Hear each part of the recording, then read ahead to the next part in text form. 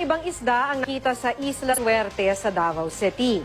Kahit ang Bureau of Fisheries and Aquatic Resources, hindi pa matukoy kung anong uri ng isda ang napadpad sa lugar. Makibalita tayo kay Sheila Vergara Rubio ng GMA Davao. Pinagkaguluhan ng mga residente ng Isla Suerte, Barangay 76A, Davao City, ang isdang ito na ngayon pa lang nila nakita sa kanilang lugar. Ayon kay Nunito Andrade, nakita niya ang isda sa Dalampasigan kahapon. Posibleng natangailan daw ng alon ang isda at napadpad sa kanilang lugar. Kita ko po yung isda na habang nag-picture po ako dun sa postal dito po. Nakita po akong isda po. Akala ko po lang dugong po. Akala ko po mga crabs.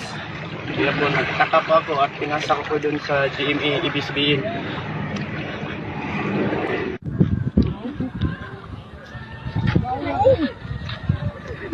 Matulis ang bibig ng isda at hugis at sulok ang ulo. Pahaba naman ang katawan na katulad sa eel pero patulis din sa dulo.